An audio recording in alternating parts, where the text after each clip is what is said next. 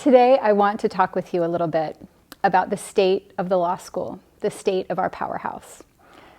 My grandfather had a lot of stories. One of my favorite stories of his was one that I've thought about a lot this year. You see, my grandfather ran a box factory with his brother. The box factory was in a small town in West Virginia, and the factory employees were a pretty tight-knit group. They didn't know this at the time, but many years later, more than 30 years after the factory closed, they would still continue to have an annual picnic. But at this point, everyone was still working at the factory. The times were changing, there was a lot of uncertainty, and there was this big deal on the line. So one of their biggest clients was Beechnut. And the bigwigs from Beechnut were going to come in and have a big meeting for this big deal. At least that's how I remember it. It had to go just right. And everyone from the factory floor on up was thinking about it.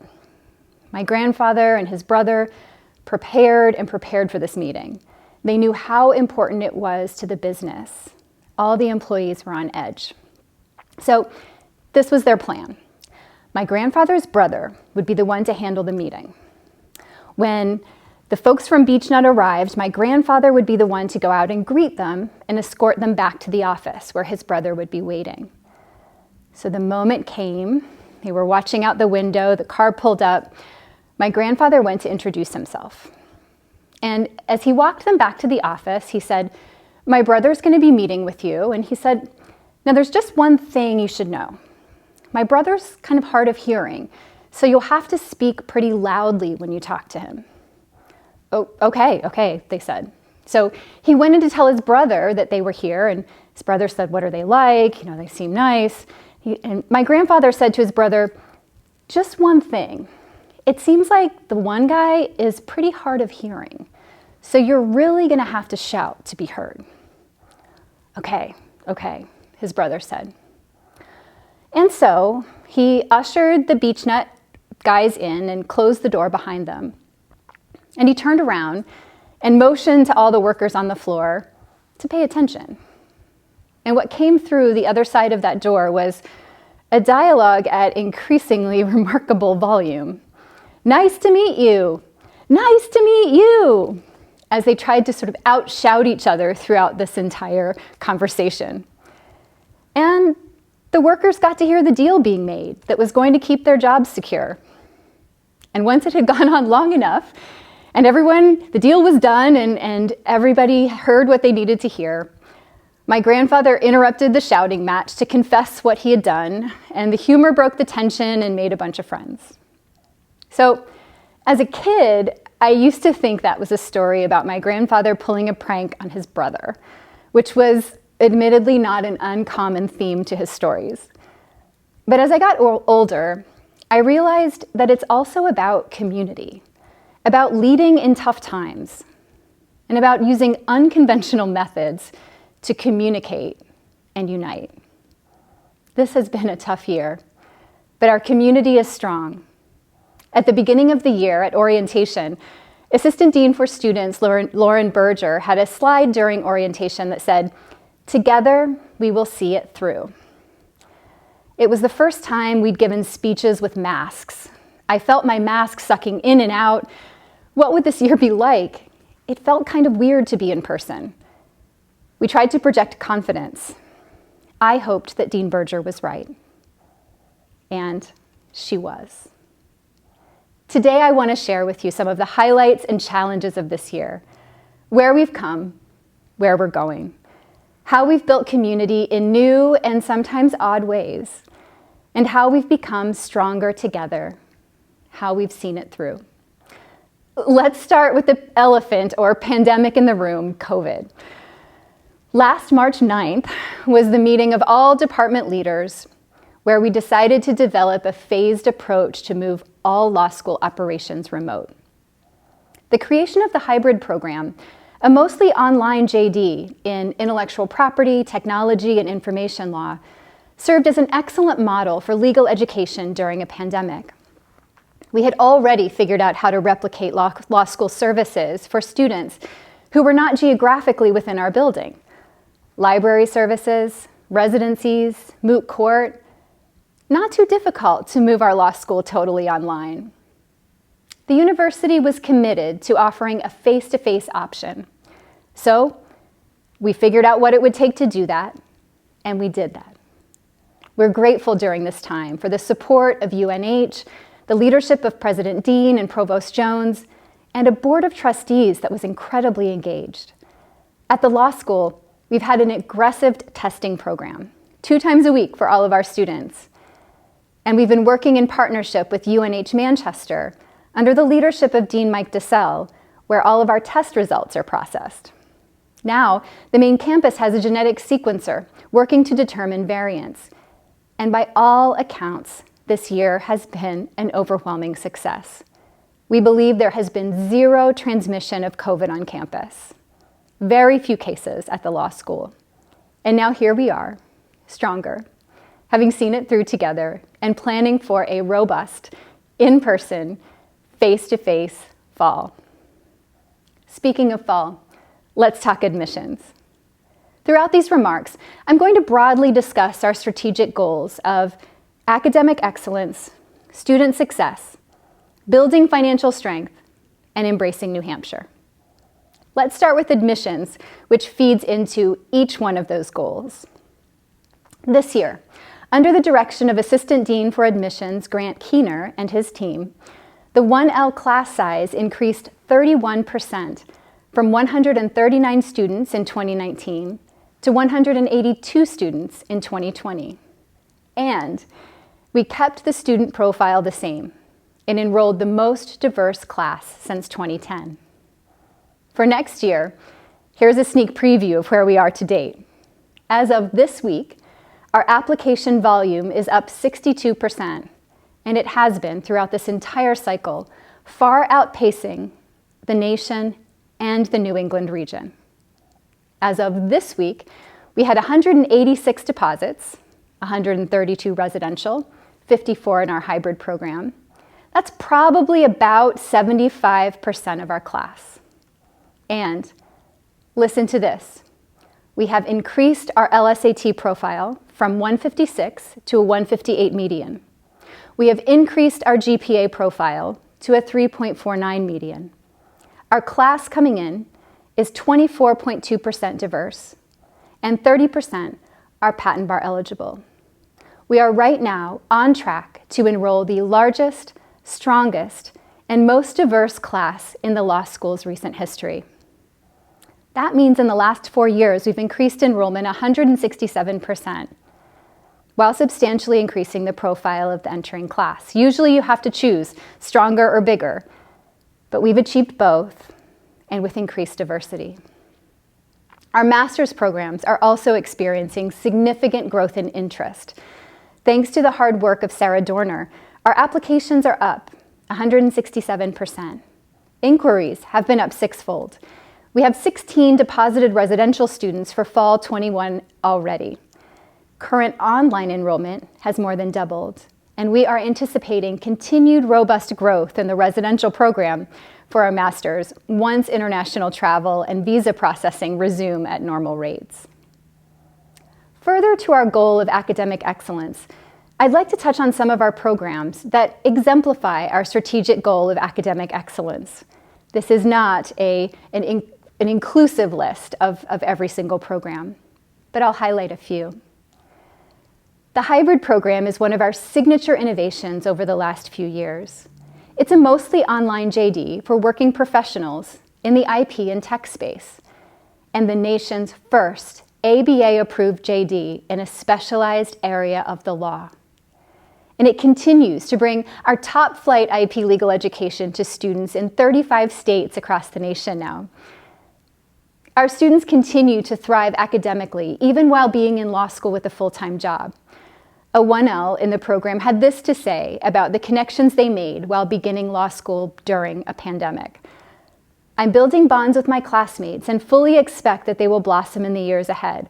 Bear in mind, since August, most of us have never been together, but that doesn't impede our relationships. We will continue to innovate in this program as it grows. We're always asking what's next. So let me give you a preview of what's to come. In November, We petitioned the ABA to allow off-site immersion periods modeled after our Silicon Valley program, where IP Center Director Mickey Minhas taught IP strategies in the Valley, enabling students to learn from industry leaders at places like Google, Samsung, Microsoft, Lenovo, Dolby, Uber, and Apple. The ABA approved this initiative, which will allow us to teach skills-based seminars in locales that are relevant to the content area in connection with the experts who are on the cutting edge of these issues every day, many of whom are our alumni. Our network across this country and around the world is broad and deep, and over the next year, you can look to us to create an immersive learning environment that surrounds students with the nation's leaders in locations like DC, New York, Texas, Washington State, and Los Angeles. And without giving too much detail too early, we have some international goals as well. Let's talk about bioinnovation and health law. Under the direction of Lucy Hodder, and in partnership with the College of Health and Human Services, we've seen, perhaps unsurprisingly right now, significant growth in interest in our health law and policy program. We have health law classes offered in bioinnovation, mental health, legislative policy, legal issues for patients and providers, healthcare system regulation, and we had over 65 students enrolled throughout this year. We offer residency opportunities in multiple states in hospitals, government, law firms, advocacy organizations, and in industry. And we have a moot court team specializing in this space, competing in a moot court competition for the second year in a row. We've also seen significant growth in the Redmond Center under the direction of John Graby. 3 members of the Redmond Center Advisory Board have recently assumed important roles in the Biden administration. Dana Remus is serving as White House counsel, Jake Sullivan is serving as National Security Advisor, and Maggie Goodlander is serving as counsel to the Attorney General. Some people may think that these appointments are based on their phenomenal individual qualifications, but I would ask you, really, what do they all have in common? And I would suggest it's no coincidence that they've been affiliated with the Redmond Center. The Redmond Center leads public discourse on the policies and events shaping society today: civic engagement and education, fiscal responsibility, and putting aside partisanship to confront and address the problems facing our democracy and world through a variety of events, including hosting now Attorney General Merrick Garland a few months ago for an insightful and incredibly moving conversation. We also, importantly, expanded our Redmond Summer Fellowship Program. In 2019, we were only able to fund 24 students in the summer. Last summer, we had 61 applications and funded 61 students with support from private donations and federal work-study funds. We anticipate similar numbers this year. The DWS program is also going strong. Under new director Courtney Brooks, and she's a new director but has long been involved with the program, the Daniel Webster Scholar Honors Program is as strong as ever. It's still the only competency-based alternative attorney licensing program in the nation. This is the 13th graduating class, with 247 graduates so far. For the class of 2020, the DWS grads have 100% employment. You know, fueled by the pandemic, there is a meaningful, growing national conversation about attorney licensure and how that should really come about. And we, with Courtney at the helm, are in a position to lead that conversation. In IP, Mickey Minhas, director of our IP Center, revived the IP Summer Institute last year in response to the pandemic in a virtual form, and it's continuing this year. It was harder for students to find jobs in the pandemic in the summer, and Mickey saw an opportunity to bring back a long-standing Franklin Pierce tradition to benefit our students and students across the country and around the world. IPSI provides an education in cutting-edge IP issues. Enrollment already is at twice what it was last year. The IP Center has also hosted a robust series of virtual events this year, from Lunch and Learns coordinated by Alex Roberts to a symposium for the Idea Journal organized by John Kavicki on race and IP. Our IP faculty have also been busy presenting all over the world in this pandemic, sometimes in pajama pants. Okay, I will be just speaking for myself there. Our IP program is now ranked number 4 in the United States, which is the highest ranking for our program in a decade. I'd also like to mention our Sports and Entertainment Law Institute. In February, the CELI, our Sports and Entertainment Law Institute, was ranked as a top 10 sports law program by the national publication, The Business of College Sports. The ranking took into consideration program offerings led by Director Michael McCann. CELI's highly regarded sports wagering law certificate for lawyers and non-lawyers drew particular notice in that ranking. CELI excels in training, reputation, and outcomes, with many of our students landing jobs and externships in both pro sports and college sports. Our legal residency program continues to be a cornerstone of our commitment to experiential learning and gets students opportunities to practice law while they are in school. New director Marcia Levy has led a team to place 90% of the 3L graduating class in the program. Right now, as I talk, 72 students are in residencies, 69 of which are 3Ls and 3 are 2Ls. We've had 105 total placements this year, and those are in New Hampshire and also across the country, places like Colorado, Connecticut, Massachusetts, Michigan, North Carolina, New York, Rhode Island, Texas. 38 placements were in the private sector and 67 in public or nonprofit organizations. With all of this and more, perhaps it is no surprise that our students pass the bar and get jobs at such phenomenal rates. So, speaking of which, let's talk bar passage and employment, which are essential parts of academic excellence for legal education. When it comes to the bar exam, we knock it out of the park. This year, we had a first-time pass rate of 93.44%. And to mix sports metaphors, this is what happens so soon after I start talking about CELI. We are punching far above our weight. We have a 100% pass rate in Massachusetts, DC, Vermont, California, Oregon, Pennsylvania, Virginia, Michigan. And the takers are small numbers in each of those states. But when you see those small numbers consistently come back at 100%, it says something. And there's probably a sports metaphor for that, but we've reached the limit of my knowledge there.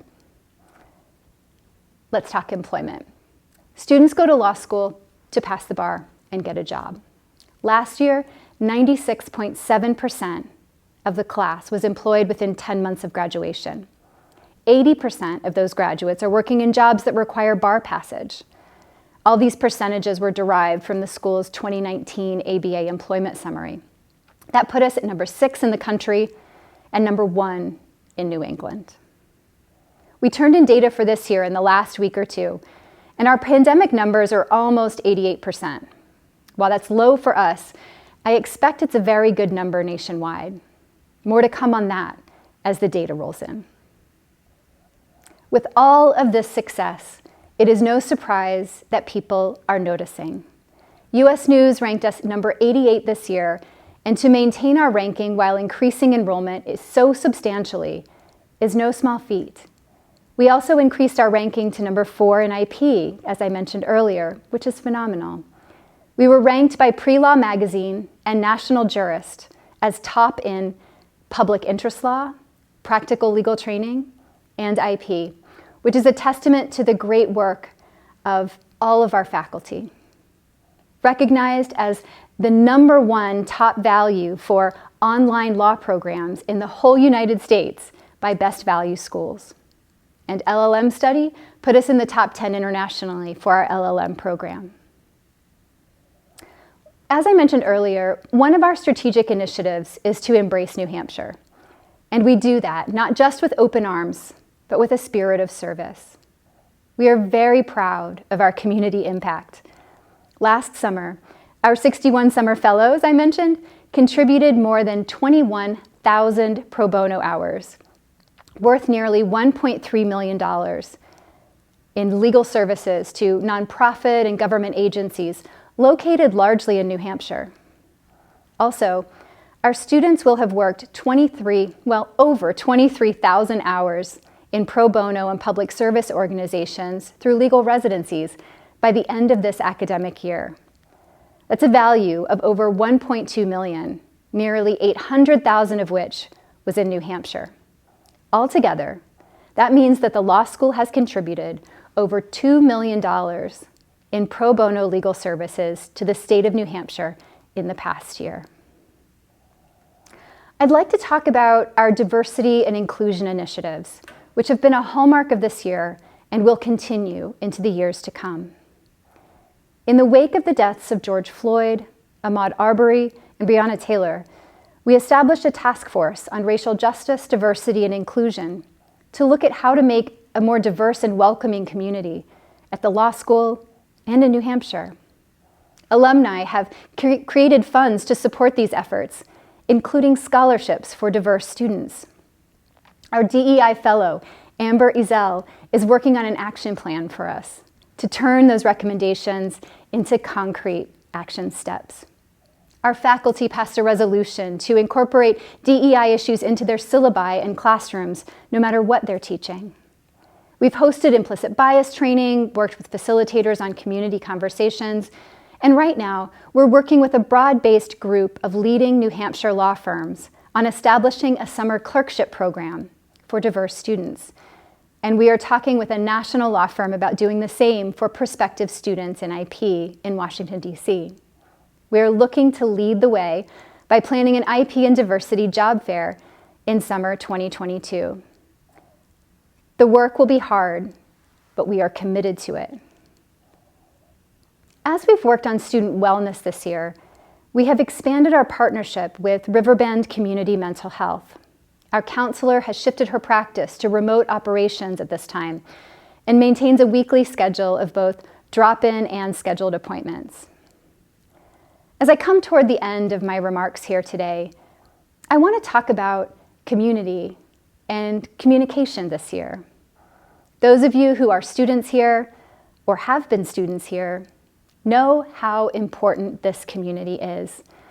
I hear from alumni all the time whose networks decades later still revolve around law school connections, whose fantasy sports leagues they formed here are still in place decades later. I suppose it's the equivalent of the annual box factory picnics I used to tag along to as a child. The sense of community you develop here, it's something special, and it lasts. We've strengthened our community of alumni in creative ways, mostly involving Zoom this year, but not entirely. Ellen Musinski, Maria Godinez, and Jess Place rose to the challenge and planned receptions with people all around the world, coming together. A socially distant golf tournament, and Ellen even gave me some socially distant golf lessons, which I very much needed. They arranged an alumni comedian to give networking tips, a trivia night, which included law school trivia that everybody enjoyed. And our alumni really stepped up. When we started a student emergency fund to help students with food insecurity, health expenses, rent, travel, our alumni came together to show support. In fact, within minutes of our launching the Student Emergency Fund, 2 of our Chinese alumni were the first to give, which was really incredible. After receiving emergency funding to help travel from New York City back to Concord, one student wrote, "As an international student with no family in the US, I felt extremely anxious being in the epicenter of the COVID crisis. I wanted to be with people I knew and felt safe with. I could not find a way to reach Concord safely. I wrote to my professor to explain the situation, and that's when I learned about the Emergency Relief Fund. Thanks to this funding, I'm now able to travel back to Concord safely to prepare for my bar exam in the fall. I'm extremely grateful to be a part of a learning community where we all unite to lift each other up, and where emotional well-being is as important as academic rigor. This support could not have happened without the help of alumni. This year, We increased overall philanthropy by 47% between FY19 and FY20. The overall number of donors increased as well by 26%. And right now, we're trending about 20% ahead of last year in our fundraising efforts. In the past year, we achieved a 7.9% alumni participation rate, and that's up from 4.2% the year before. We want to meet that same goal this year, which is challenging when we can't get together for receptions. But we're already at 7.4%. Any alumni who can contribute to help us grow, to make a legal education affordable, we sure could use your help. In an era where we can't be together in person in the ways we always have this year, we found new ways to build community and to communicate.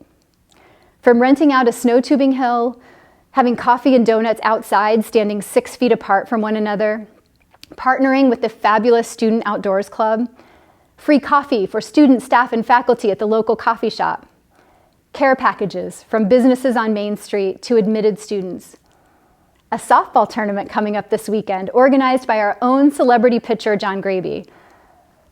Disclaimer, I don't think that any of these activities involved pranks against one another, but it was a unique way to build community. During the thick of it, when students had a lot of questions, and also I think sometimes just needed to express emotion, I hosted regular coffee chats virtually.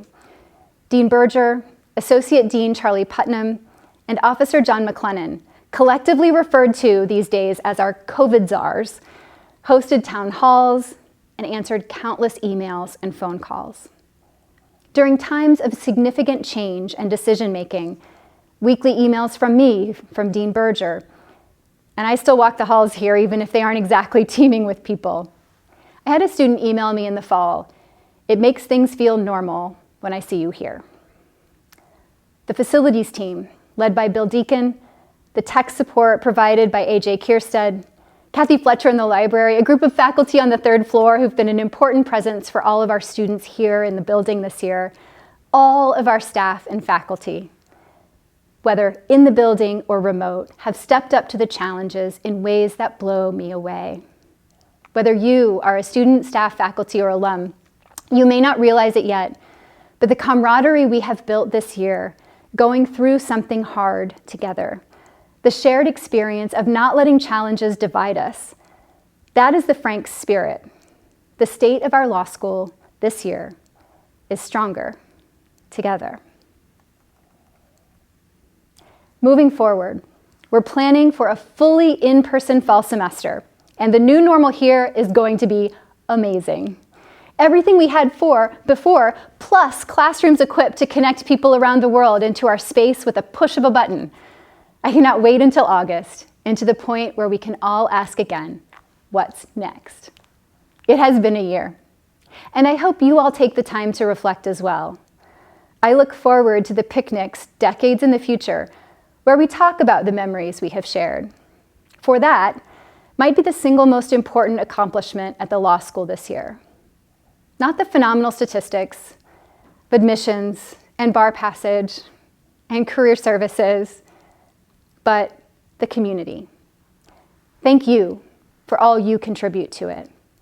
As one student said this year, when you meet people here, you see the dots connect and you realize that this place, this time, belongs to UNH Franklin Pierce, and you know you belong here. Thank you.